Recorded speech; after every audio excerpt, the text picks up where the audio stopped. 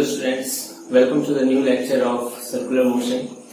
आज के लेक्चर में वही हम लोग न्यूमेरिकल्स का कंटिन्यूएशन करेंगे, लेकिन आज के न्यूमेरिकल्स का एक खास टॉपिक भी है ना, कह सकते हो है, वो है friction in circular motion. Friction in circular motion यानी सर्कुलर मोशन में जब फ्रिक्शनल इफेक्ट आएगा तो फिर है ना क्वेश्चन कैसे कैसे फ्रेम होंगे और उन क्वेश्चंस को सॉल्व करने का हमारा मेथड क्या होगा, हमारा तरीका क्या होगा, हमारा कंसेप्ट क्या होगा, वो आज हम लोग पढ़ने वाले हैं। ठीक है, तो हम लोग ऑब्वियसली क्वेश्चंस के माध्यम से ही सीखेंगे सारी चीजों को, लेकिन मैं अच्छे से समझाता जाऊंगा हर क्वेश्चन में, है ना, टाइम भी दूंगा मैं अच्छा खासा। तो सबसे पहला क्वेश्चन है ना, स्टार्ट करते हैं, हम लोग देखते हैं। इस क्वेश्चन में पूछ रहे हैं after how much time block will stop, है ना, कितने समय के बाद ये ब्लॉक रुक जाएगा। तो बेसिकली हो क्या रहा है, ये एक टेबल है, जैसे कि देख सकते हो, एक हॉरिजॉन्टल टेबल है, उसके ऊपर एक ब्लॉक है जिसका मास m है। ठीक है, उसका ब्लॉक है जिसका मास m, जैसे कि ऐसे समझ लो, एक टेबल है, इसके ऊपर है ना यहाँ से एक स्ट्रिंग, एक धागा है ना, क्या कहते हैं, किया हुआ है, बांधा हुआ है। ठीक है, और वो फिक्स्ड है धागा। ठीक है, यहाँ पे एक ब्लॉक है, ऊपर जो देख रहे हो यहाँ पे ब्लॉक है, तो इसको मैंने वेलोसिटी दे दिया, इनिशियल वेलोसिटी v0 दिया हुआ है, ये गिवन है क्वेश्चन में। ठीक है, v0 दे दिया तो ये घूमेगा ऐसे करके सर्कुलर, ऐसे करके v0 दे दोगे तो ये घूमेगा। ठीक है, लेकिन ये जो टेबल है ये स्मूथ नहीं है। ठीक है, यहाँ पर ये फ्रिक्शनल है टेबल। ठीक है, यहाँ पर फ्रिक्शनल इफेक्ट्स आएंगे, तो वही दिया हुआ है, टेबल का कोफिशिएंट ऑफ फ्रिक्शन म्यू है ना, म्यू। ठीक है, तो ऑब्वियसली ये जाएगा तो रुक जाएगा, है ना, लॉजिकल भी लग रहा है। ठीक है, तो वही पूछा गया कि कितने देर बाद ये रुक जाएगा, है ना। तो चलिए सॉल्व करते हैं।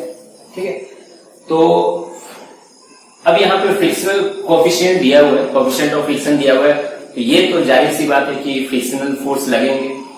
अब क्वेश्चन है कि किधर लगेगा, है ना, ये फ्रिक्शनल फोर्स किधर लगेगा, ये अब हम लोग को यहाँ पर देखना है। ठीक है, तो अगर मैं आप लोगों से पूछूं at t = 0 direction of frictional force किधर है, डायरेक्शन ऑफ फ्रिक्शनल फोर्स क्या होगा। ठीक है, मतलब कि आप यहाँ पे, है ना, इस पॉइंट पे t = 0 यही फिगर है, इस पॉइंट पे फ्रिक्शनल फोर्स का डायरेक्शन किधर होगा। डायरेक्शन के लिए कैसे बना सकते हैं, इधर होगा, इधर होगा, या इधर होगा, या इधर होगा, इधर होगा, इधर होगा, किधर होगा।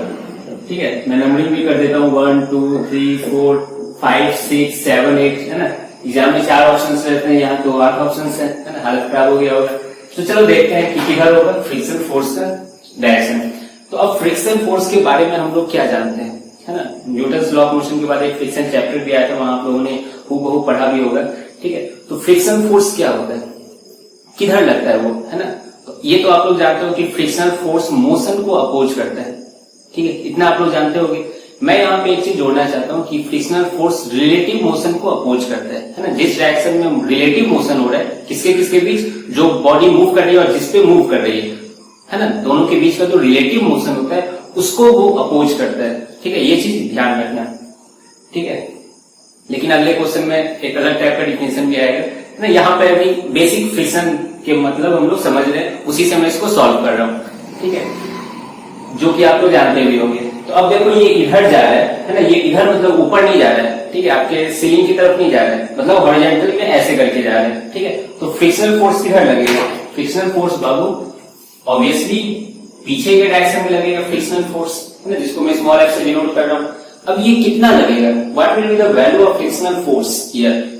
तो ये कितना वैल्यू होगा, फ्रिक्शनल फोर्स का फॉर्मूला क्या होता है, म्यू इंटू एन होता है।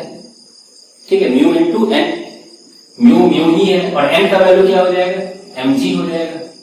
कोई दिक्कत, तो फ्रिक्शनल फोर्स यहाँ पे म्यू mg लग रहा है, और ये मैक्सिमम लग रहा है। एक चीज देख सकते हो, म्यू एन क्या होता है, मैक्सिमम फ्रिक्शनल फोर्स का वैल्यू होता है ना, ये तो जानते होगे। तो मैक्सिमम फ्रिक्शनल फोर्स लग रही है म्यू mg, है ना। अगर मैक्सिमम नहीं लगेगी, अगर पहले रहेगा तो ये चलेगा ही, है ना। आपको जानते हो कि स्टैटिक फ्रिक्शन, काइनेटिक फ्रिक्शन का कंसेप्ट ये सब, तो ये म्यू mg लग रहा है।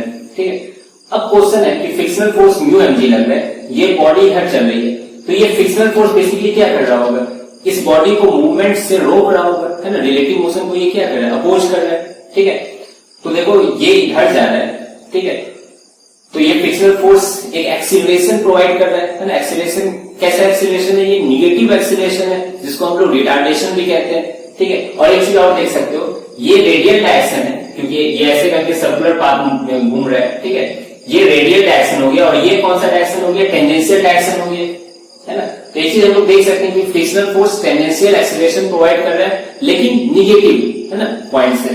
तो अगर मैं यहां से आपसे बोलूं कि टेंजेंशियल एक्सीलरेशन का वैल्यू कितना होगा, है ना, what will be the value of tangential acceleration, तो मैं एक, है ना, फ्रिक्शनल फोर्स म्यू mg है, फोर्स को मास से डिवाइड करते हो तो क्या आता है, एक्सीलरेशन आता है। तो एक्सीलरेशन टेंजेंशियल म्यू जी आ गया, है ना, म्यू जी। लेकिन साथ में मैं माइनस यूज कर रहा हूं, ये समझ में, माइनस मैंने क्यों यूज किया, ठीक है, इसको मैं और ऊपर लिख लेता हूं, नीचे टाइम लगेगा। टेंजेंशियल एक्सीलरेशन माइनस म्यू जी, ये समझ में माइनस क्यों आ गया, गेस कर सकते हो। देखो ये इस साइड मूव कर रहा है, तो इस डायरेक्शन में अगर एक्सीलरेशन होता है तो पॉजिटिव होता है, एक्सीलरेशन क्या है, अपोजिट डायरेक्शन में, तो वो क्या हो जाएगा, माइनस में हो जाएगा, ठीक है। तो यहां से आप लोग देख सकते हो कि फ्रिक्शनल फोर्स का सबसे पहले आंसर क्या हो गया, 7, है ना, ये आंसर हो गया, ठीक है। फ्रिक्शनल फोर्स का डायरेक्शन 7 तरफ है, यानी नीचे की तरफ है। अब बस क्या करना है, इसको सॉल्व करना है। टेंजेंशियल एक्सीलरेशन को हम लोग क्या लिख सकते हैं, dv by dt, ठीक है, is equal to minus mu g, और क्या कर सकते हो इसको, dv equal to minus mu g dt लिख दो। अब बस इसको इंटीग्रेट करना है ना, ये तो कर ही सकते हो। इंटीग्रेट कैसे करोगे, टाइम जब 0 है तो वेलोसिटी कितना है, v0 है, टाइम 0 पे वेलोसिटी क्या है, v0 है, और जिस टाइम t पे हम लोग को पूछा गया कि ये स्टॉप हो जाएगा ब्लॉक, तो उस टाइम इसकी वेलोसिटी क्या हो जाएगी, टेंजेंशियल वेलोसिटी 0 हो जाएगी, है ना, ब्लॉक स्टॉप कर चुकी है, इसका मतलब टेंजेंशियल वेलोसिटी 0 हो गया, ऑब्वियस है, ठीक है। अब देखो इसका इंटीग्रेशन करना चाहते हो, dv का इंटीग्रेशन v हो जाएगा, और लिमिट पुट करोगे तो क्या आ जाएगा, यहाँ पे 0 माइनस v0 आ जाएगा, ठीक है। उसी तरह से यहाँ पे माइनस म्यू जी आ जाएगा, dt का इंटीग्रेशन t, और ये पुट करोगे तो t माइनस 0, ठीक है। यहाँ से देख सकते हो, है ना, 0 माइनस v0 यानी माइनस v0, माइनस माइनस गया, तो v0 is equal to mu g into t आ गया। हमको निकालना टाइम है, तो टाइम का वैल्यू कितना आ गया, v0 by mu G, simple है। अब तो इसके बाद सॉल्व करना था, कोई दिक्कत हो गया आंसर खत्म।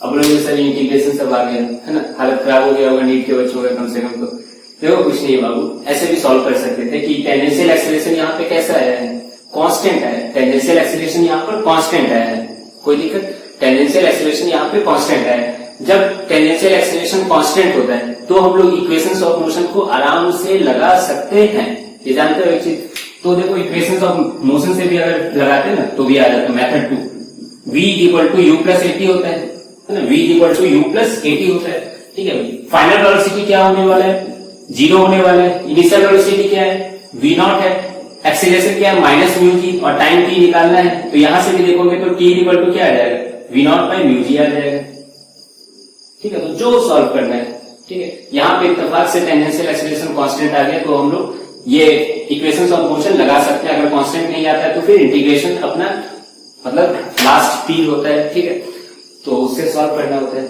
आई होप आपको ये कंसेप्ट समझ में आ गया होगा। सबसे सिंपल क्वेश्चन बनता है जो फ्रिक्शन फोर्स से, वो यही क्वेश्चन बनता है, ठीक है। इसके बाद हम लोग धीरे धीरे लेवल, है ना, बढ़ाते जाएंगे। 2 लेक्चर तक हम लोग फ्रिक्शन पे ही, है ना, शोध करते रहेंगे, रिसर्च करते रहेंगे, क्वेश्चन करते रहेंगे। कुछ नीट पर्पज से होगा, कुछ मेंस पर्पज से, कुछ एडवांस तक भी हम लोग जाएंगे। तो आप लोग इसको नोट कीजिए, फिर नेक्स्ट क्वेश्चन हम लोग देखते हैं।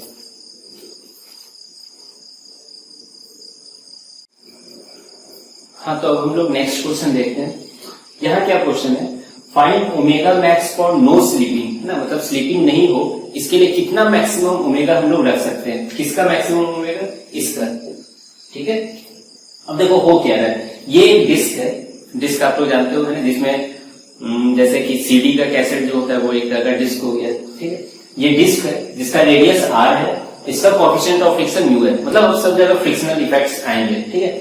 यहाँ पे एक ब्लॉक है मास m, ठीक है, और ये डिस्क अपने, है ना, सेंटर के एक्सिस के अबाउट रोटेट कर रहा है, ठीक है। और ऑब्वियसली देख सकते हो जो ये रोटेशन का सेंस है, ऐसे ऐसे नहीं है ना, हॉरिजॉन्टल प्लेन में रोटेशन हो रहा है ना, ऐसे ऐसे करके रोटेट, है ना, ऐसे ऐसे रोटेट कर रहा है, ना कि ऐसे ऐसे रोटेट कर रहा है, ठीक है। ऐसे रोटेट करेगा तो ब्लॉक तो ऐसे गिर ही जाएगा, कभी ऐसे करके रोटेट कर रहा है, ठीक है। अब देखो हो क्या रहा है ना, पूछ रहा है कि ये ओमेगा कितना तक हम लोग ले जा सकते हैं बढ़ाते बढ़ाते कि ये स्लिप ना करे। स्लिप मतलब डिस्क से बाहर न चले जाए, है ना, या अपने जगह से हिले नहीं। अब देखो होगा क्या यहाँ पे बाबू, है ना, इसको थोड़ा सा इमेजिन करने का कोशिश करो रियल लाइफ से। अगर मान लो एक डिस्क पे आप लोग एक ब्लॉक को रख देते हो, ठीक है, और डिस्क रोटेट कर रही है यहाँ पर, ठीक है, डिस्क रोटेट करिए और ब्लॉक को वहां पे रखा हुआ है, तो होगा क्या, ब्लॉक बाहर की तरफ फेंकाना चाहेगा, ब्लॉक बाहर की तरफ फेंकाना चाहेगा, ठीक है। वो उसके मास पे भी डिपेंड करेगा, बहुत भारी है तो ज्यादा ओमेगा डालना होगा, कम भारी है तो कम डालना होगा, है ना। देखते हैं कि ओमेगा पे डिपेंड करता है कि नहीं, ठीक है। ये एक इंपॉर्टेंट क्वेश्चन है यहाँ पर, है ना। वो बाद में आप लोग को पता चलेगा कि मास पे डिपेंड करेगा कि नहीं ये ओमेगा। खैर कुछ भी हो, तो अब होता क्या है कि फ्रिक्शन, है ना, फ्रिक्शन उसको रोके रखती है, ठीक है, वो बाहर ना फेंका जाए, इसके लिए फ्रिक्शन उसको रोके रहती है। अब आपको लग रहा होगा कि फ्रिक्शन तो यहाँ पॉजिटिव रोल प्ले कर रहा है, हीरो की तरह काम कर रहा है, वो रोके हुए स्लिप नहीं करने देता है ना। तो ये, है ना, क्या कह सकते हो, फ्रिक्शन का दुर्भाग्य है कि लोग उसे बहुत निगेटिव वे में देखते हैं। क्योंकि मैं फिजिक्स का टीचर हूं तो मैं जानता हूँ कि फ्रिक्शन का बहुत इंपॉर्टेंट रोल होता है ना। वो उसको हीरो ही समझना चाहिए। वो बेसिकली फ्रिक्शन ये चाहता है कि आप जहां हो वहीं रहो, ठीक है, आप जहां हो वहीं रहो, है ना, जहां हो वहीं रहो, तभी आप स्टेबल रह सकते हो, है ना, ज्यादा इधर उधर हिलना नहीं है। तो वही फ्रिक्शन का यहाँ पे काम है कि फ्रिक्शन इसको यहाँ से फेंकाने से रोकता है, रोकेगा, ठीक है। तो अगर आप गेस करो कि फ्रिक्शन का डायरेक्शन किधर होगा, ठीक है, फिर मैं 8 ऑप्शन दे देता हूं, ठीक है, ऐसे ऐसे करके, ठीक है, 1 2 3 4 5 6 7 8। अब अगर मैं आपसे पूछूं कि फ्रिक्शन का डायरेक्शन किधर होगा, 8 ऑप्शन है ना, जरा सोचो, ठीक है, ये किधर फेंकाना जा रहा है, फेंकाना चाह रहा है। वैसे जब मैं स्टार्टिंग में सेंट्रीपिटल सेंट्रीफ्यूगल फोर्स पढ़ा रहा था तो वहां पे भी मैं ऐसा एग्जांपल लेके लिया था, है ना, जब रोड पे, है ना, सर्कुलर पाथ पे, रोड पे कोई भी गाड़ी घूमती है तो फ्रिक्शन उसको मदद करता है घूमने में, ठीक है, ताकि वो गाड़ी फेंका ना जाए, ठीक है। देखते हैं यहाँ फ्रिक्शन का डायरेक्शन किधर होगा। ये मास m जो है जब ये ऐसे से रोटेट करेगी तो इस पे एक सेंट्रीफ्यूगल फोर्स लगेगा, है ना, नॉन यूनिवर्सल फोर्स, जो कि इसको बाहर की तरफ फेंकना चाहेगा। वो किस डायरेक्शन में लगेगा, ये सेंटर है, ये रेडियस है, ठीक है, तो इसके अपोजिट डायरेक्शन में लगेगा। और कितना फोर्स लगेगा, m ओमेगा स्क्वायर r। इस बात से आप लोग सहमत हो, m ओमेगा स्क्वायर r लगेगा, ठीक है। तो इस फोर्स को रोकने के लिए, है ना, ये बाहर फेंका ना जाए, फ्रिक्शन किधर लगेगी, ये इसके जस्ट अपोजिट लगेगी, ठीक है। तो फ्रिक्शन, है ना, इसके जस्ट अपोजिट लगेगी। बस सिंपल सा ये इतना ही कंसेप्ट है। तो देख सकते हो कि आंसर यहाँ पे कौन सा हो गया, 5 हो गया ना, आंसर 5 हो गया, 5th डायरेक्शन में लगेगी, ठीक है। तो देख सकते हो पिछले लेक्चर में, पिछले जो क्वेश्चन था उसमें भी हॉरिजॉन्टल मोशन ही हो रहा था, लेकिन उस टाइम फ्रिक्शन इसको रोक रही थी, टेंजेंशियल डायरेक्शन में मूव कर रही थी, और यहाँ पे देखो इस डायरेक्शन में मूव कर रही है। तो फ्रिक्शन हमेशा अपना डायरेक्शन चेंज करता रहेगा ना, सिचुएशन के अनुसार। फिर अगले क्वेश्चन में देखेंगे कुछ और हो जाएगा। खैर कंसेप्ट समझ में आ रहा है कि नहीं। वहां पे धागा था तो इसलिए फ्रिक्शन को, है ना, वो दिक्कत का सामना नहीं करना पड़ा था, धागा वो काम कर रहा था, सेंट्रीफ्यूगल फोर्स को रोकने वाला काम, ठीक है। यहाँ पर धागा नहीं है बाबू, ठीक है, तो ये धागा वाला काम फ्रिक्शन को ही करना पड़ रहा है यहाँ पर, ठीक है। तो फ्रिक्शन ऐसे लग गया, बहुत अच्छी बात है। इसको और दूसरे तरीके से कैसे समझ सकते थे, है ना, दूसरे तरीके से कैसे सोचा जा सकता था, कैसे अप्रोच लगाया जा सकता था। देखो अगर ये ब्लॉक फिसला नहीं, इसका मतलब क्या है, ब्लॉक वही काम कर रहा है जो, है ना, क्या कहता है, डिस्क रोटेट करते हुए इसको करवाना चाह रहा है ना, और डिस्क ऐसे से रोटेट कर रहा है, ब्लॉक फिसले नहीं, इसका मतलब वो भी क्या करे, डिस्क के साथ ही रोटेट करे, ठीक है। यही है ना, डिस्क चाह रहा है कि ब्लॉक, है ना, मेरे साथ साथ रोटेट करे, तो ठीक है, ब्लॉक ऐसे से रोटेट करेगा। लेकिन ब्लॉक रोटेट करते हुए एक तरह का सर्कुलर पाथ ही फॉलो कर रहा है ना, ब्लॉक जब ऐसे से रोटेट कर रहा है तो ना सर्कुलर मोशन फॉलो कर रहा है, ठीक है। तो जब ब्लॉक सर्कुलर मोशन फॉलो कर रहा है तो उस पर एक क्वेश्चन आएगा कि भाई कैसे, हाउ, तुम पे सेंट्रीपिटल फोर्स कौन सा लग रहा है जो मैं देख नहीं पा रहा हूं यहाँ पर, ना तो यहाँ पे नॉर्मल रिएक्शन तो ऊपर की तरफ है, वो तो उसको नहीं मूव करवा रहा है ना, सेंटर यहाँ पे ब्लॉक ऐसे से मूव कर रहा है तो सेंट्रीपिटल फोर्स इसी डायरेक्शन में होना चाहिए। तो ये सेंट्रीपिटल फोर्स प्रोवाइड कौन कर रहा है ना, who is providing this centripetal force here, so the answer will be friction, है ना, friction will be providing centripetal force here, ठीक है। तो हम लोग दो तरीके से भी सोच सकते हैं, एक इसको, है ना, बाहर सेंट्रीफ्यूगल लग रहा है तो उसके अपोजिट एक फोर्स लगेगा जो कि सेंट्रीपिटल फोर्स प्रोवाइड करेगा, जो कि कौन है, फ्रिक्शन है।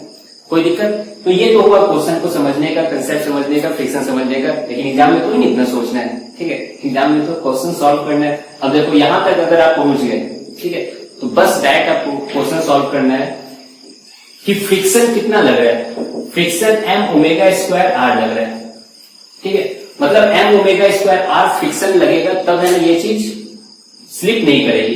तो अब ओमेगा कहेगा कि ये तो मेरे ऊपर डिपेंड कर रहा है कि हम ओमेगा कितना भी बढ़ा सकते हैं, ठीक है। ओमेगा मान लो कि अभी स्टार्टिंग में 20 रेडियन पर सेकेंड या 10 रेडियन पर सेकेंड से घूम रहा है, तो फ्रिक्शन चलो उसको बचा लिया। अगर मान लो ओमेगा 20 रेडियन पर सेकेंड हो गया, 10 से 20 हो गया, फिर भी चलो फ्रिक्शन उसको बचा लिया ब्लॉक को। लेकिन अगर मान लो कि ओमेगा 100 रेडियन पर सेकेंड, 200 रेडियन पर सेकेंड, समझ लो बहुत ज्यादा हो गया ये, ठीक है। इतना ज्यादा अगर हो जाएगा तो फ्रिक्शन क्या उसको बचा पाएगा? नहीं, है ना, क्योंकि फ्रिक्शन का एक लिमिटेशन है, वो इतना ही एक पार्टिकुलर मैक्सिमम वैल्यू तक ही वो लगा पाता है, ठीक है। इसलिए यहां पर क्वेश्चन पूछा गया कि find omega max for no slipping, यानी कितना मैक्सिमम ओमेगा हम रख सकते हैं यहां पर ताकि ये ब्लॉक स्लिप ना करे। तो ये चीज समझ सकते हो कि फ्रिक्शन इतना है ना, फ्रिक्शन का value M omega square R होना चाहिए, लेकिन फ्रिक्शन में लिमिटेशन कितना है? वो मैक्सिमम से मैक्सिमम तक ही जा सकता है। और मैक्सिमम वैल्यू फ्रिक्शन की क्या होती है आप लोग जानते होंगे, मैक्सिमम फ्रिक्शन की वैल्यू होती है एफ मैक्स, वो म्यू एन के बराबर होता है। नहीं, बचपन से पढ़ते नहीं, एक दो चैप्टर पहले से आप लोग पढ़ते आ रहे होंगे, म्यू एन होता है और एन का वैल्यू यहाँ पे क्या है? mg है। तो मैक्सिमम फ्रिक्शन इतना ही लग सकता है और इसको इतना चाहिए, ठीक है। तो M omega square R friction है, ठीक है। ये किससे कम होना चाहिए? म्यू mg से कम होना चाहिए, ठीक है, या बराबर, है ना। मैक्सिमम के केस में ये बराबर हो सकता है, ठीक है। तो मैं यहां पे लिख दूं क्या? इतना चाहिए, इतना चाहिए ब्लॉक को, इतना फ्रिक्शनल फोर्स चाहिए, है ना, स्लिप ना करे, और फ्रिक्शनल फोर्स इतना ही लगा सकता है, ठीक है, इतना लगा सकता है।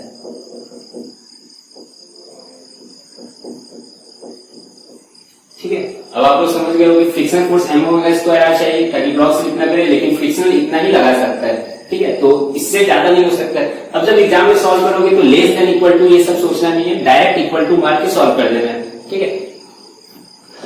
अब देखो इसको सॉल्व करते हैं, एम एम कट गया दोनों तरफ से, तो omega square is equal less than equal to mu g by r आ रहा है, ठीक है। ओमेगा का वैल्यू कितना होना चाहिए? अंडर रूट, इसको ले जाएंगे तो mu g by capital R, ठीक है। ओमेगा का value under root mu g by capital R आ जाएगा, ऐसे करके, ठीक है।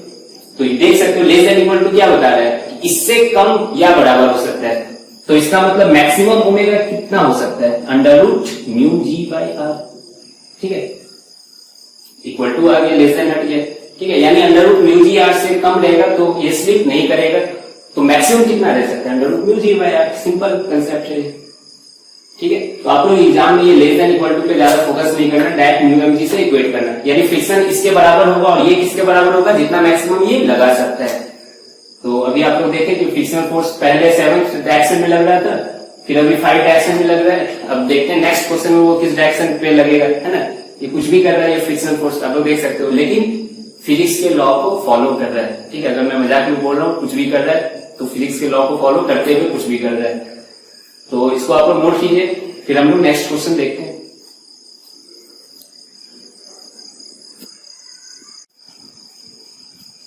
हाँ, तो चलिए अब हम लोग नेक्स्ट क्वेश्चन देखते हैं, है ना, इस फ्रिक्शन के कंसेप्ट में। क्वेश्चन फिर से वही है कि find time when sleeping starts, है ना, किस टाइम स्लीपिंग स्टार्ट हो जाएगा, ठीक है। तो देखते हैं क्या है क्वेश्चन। वही है, डिस्क का रेडियस आर है, मास एम का ब्लॉक है, ठीक है, कोएफिशिएंट ऑफ फ्रिक्शन म्यू है। अच्छा एक चीज देख सकते हो, पिछले क्वेश्चन में जो मास पे डिपेंड नहीं कर रहा था वो ओमेगा, है ना, यानी कितना भी भारी मास रखो तो ओमेगा मैक्सिमम सबके लिए क्या होगा? सेम ही होगा, है ना। तो यहाँ से एक सिंपल एक लाइन वाला क्वेश्चन पूछ सकता है ना, कभी भी एग्जाम में, ठीक है। उस टाइम लगता है कि जो भारी मास पर होगा उस पर वो ज्यादा देर तक वहां टिक सकता है, ऐसा कुछ भी नहीं, ठीक है। पिछले क्वेश्चन में देख सकते हो under root mu g by r आ रहा था, है ना, तो वो मास पे डिपेंड नहीं कर रहा था। खैर अभी हम लोग आगे बढ़ते हैं। यहाँ देखो एक नया चीज ऐड किया है, यहाँ अल्फा रेडियन पर सेकेंड स्क्वायर दिया हुआ है, यानी ये जो डिस्क मूव कर रहा है ये कांस्टेंट एक्सीलरेशन अल्फा रेडियन पर सेकेंड स्क्वायर से मूव कर रहा है। अभी तक क्या कर रहा था? कांस्टेंट एंगुलर वेलोसिटी से मूव कर रहा था, ठीक है। और एक चीज और दिया हुआ है कि इनिशियल ओमेगा 0 था, इसका मतलब डिस्क पहले रुका हुआ था, फिर अचानक, है ना, एंगुलर एक्सीलरेशन आया तो धीरे धीरे उसकी स्पीड क्या होगी? बढ़ती जाएगी, बढ़ती जाएगी, पहले धीरे धीरे चलेगा, धीरे धीरे चलेगा, धीरे धीरे, फिर धीरे धीरे ऐसे ऐसे तेजी से चलने लगेगा, ठीक है। तो वही पूछा है कि किस टाइम स्लीपिंग स्टार्ट हो जाएगा। अब स्लीपिंग को रोक कौन सकता है? फ्रिक्शन, है ना, स्लीपिंग को फ्रिक्शन रोक सकता है। तो सबसे पहला क्वेश्चन है कि फ्रिक्शन किधर लगेगा, है ना, इधर लगेगा, इधर लगेगा। फिर से मैं वही 8 ऑप्शन आपको दूंगा, इस बार सोच के देखो तो हो पा रहा है किधर लगेगा। 1 2 3 4, ये इस डायरेक्शन 5 6 7 एंड 8। देखते हैं 8 डायरेक्शन में किधर लगेगा फ्रिक्शन। ठीक, अब देखो फ्रिक्शन क्या करता है, रिलेटिव मोशन को अपोज करता है, या यूं कह लो कि है ना, जैसे इस केस में क्या हो रहा है कि ये इसको सपोर्ट ही कर रहा है, मतलब जिधर इसको एक्सीलरेशन चाहिए। अब देखो जिसके साथ रहना है ब्लॉक को, तो जो एक्सीलरेशन इस पॉइंट का होगा, ठीक है, वही एक्सीलरेशन ब्लॉक का भी अगर रह जाए, ठीक है, या उसी डायरेक्शन में नेट फोर्स लगे, तब वो वहां पे रुक सकता है। ठीक है, तब वो डिस्क जैसा चाह रहा था वो वैसा करता रहेगा। जहां थोड़ा इधर उधर डायरेक्शन चेंज हुआ या मैग्नीट्यूड चेंज हुआ, तो उसके बाद वहां से क्या होगा, ये स्लिप हो जाएगा, खिसक जाएगा। तो बस ब्लॉक एम का क्या चाहत है ना, इसकी चाहत पहली चाहत तो इसकी है कि डिस्क पे वो साथी में रहे, है ना, उससे जुड़ा ना हो। दूसरा चाहत क्या है कि जिधर नेट फोर्स आए, है ना, कोई हमको नेट फोर्स उस डायरेक्शन में दे दो जिधर है ना ये अल्फा चाह रहा है। ठीक है, लेकिन अल्फा की चाहत टाइम टू टाइम बढ़ती जा रही है। ठीक है, क्योंकि अल्फा कांस्टेंट एंगुलर एक्सेलरेशन है, तो उसकी स्पीड बढ़ती जा रही है। तो मैक्सिमम टाइम में, है ना, जिस टाइम स्लिपिंग स्टार्ट होगा, कम से कम चाहेगा ये ब्लॉक की वहां तक तो कम से कम टिक जाए यहाँ पर। तो सबसे पहले हम लोग देखेंगे कि फ्रिक्शन फोर्स का डायरेक्शन किधर होगा यहाँ पर। तो चलो स्टार्ट करते हैं। तो यहाँ पे सबसे पहले देखेंगे कि कौन कौन सी एक्सीलरेशन है ना इसको चाहिए, इस ब्लॉक को। तो एक एक्सीलरेशन चूंकि ये सर्कुलर पाथ में मूव कर रहा है, तो एक इसको रेडियल एक्सीलरेशन चाहिए।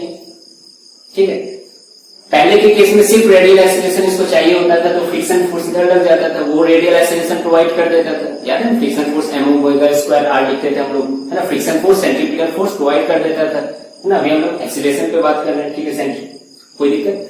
तो AR = ω²r। ठीक है, थोड़ी देर बाद कुछ ओमेगा आ जाएगा, है ना, जिस टाइम पे स्लिप होगा उस टाइम का मैं ओमेगा लिख रहा हूँ। इतना इसको चाहिए, लेकिन बस इसकी इतनी ही चाहत नहीं है, एक और इसको एक्सीलरेशन चाहिए। कौन से डायरेक्शन में, टेंजेंशियल डायरेक्शन में एक और एक्सीलरेशन चाहिए। ठीक है, और उसका वैल्यू कितना होगा, अल्फा इंटू आर। ठीक है, tangential acceleration alpha into R होगा।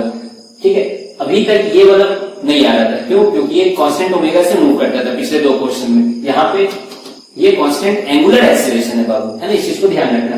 तो अब बताओ इसको नेट एक्सीलरेशन किस डायरेक्शन में चाहिए, जो इस दोनों का नेट आ जाएगा। ठीक है, और वो थीटा वगैरह भी हम लोग निकाल ही सकते हैं, है ना। स्टार्टिंग में कैइनेमेटिक्स ऑफ सर्कुलर मोशन में ही हम लोग एंगल उंगल निकालना सीखे थे, यहाँ पर मैं वो सब नहीं निकालूंगा, बाद में बता दूंगा। ठीक है, तो नेट एक्सीलरेशन इसको इस डायरेक्शन में चाहिए, इस डायरेक्शन में नेट एक्सीलरेशन चाहिए।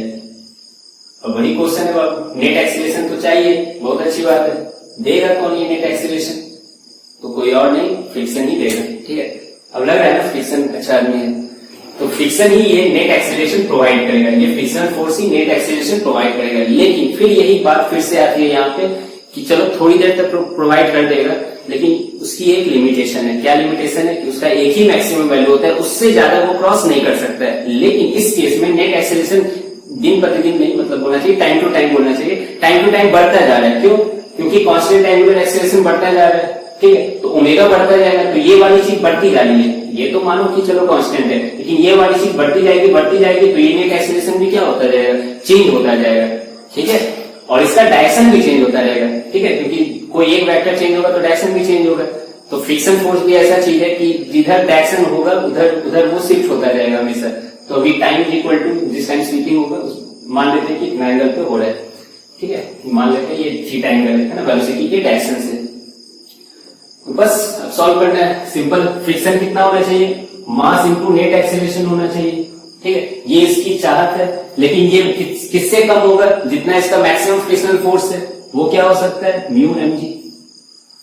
कोई दिक्कत, तो frictional force mass into net acceleration होगा, लेकिन ये इससे ज्यादा नहीं हो सकता है अगर स्लीपिंग को रोकना है तो।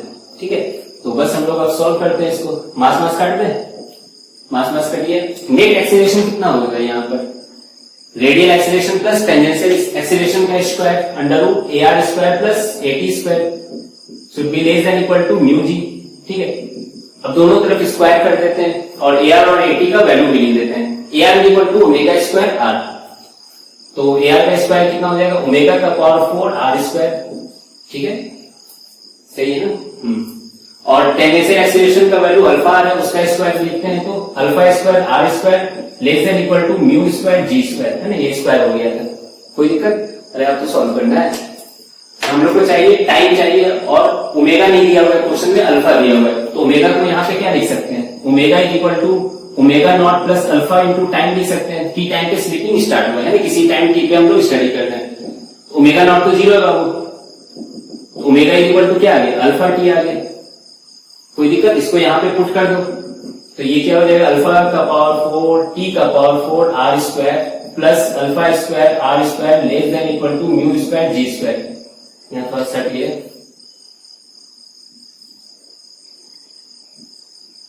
कोई दिक्कत, अब तो सॉल्व कर लो है ना, वीडियो पॉज करके सॉल्व कर लो। जैसे मैं कर ही देता हूँ, टी का वैल्यू चाहिए ना यहाँ पर, तो टी का power 4 less than equal to आ जाएगा, ये इधर चला जाएगा, mu square g square minus alpha square are square divided by alpha का पावर 4 और आर स्क्वायर। सही है, सही है, ठीक है। अब देखो टी का वैल्यू पावर 4 है, उधर ले जाओगे तो 1/4 हो जाएगा, है ना, और ठीक है। तो इसको मैं ऐसे लिख देता हूं, पावर में लिख देता हूं, mu square g square minus alpha square are square divided by alpha का पावर 4 आर स्क्वायर, ठीक है, का पावर 1/4। सही है, एक बार चेक कर लो।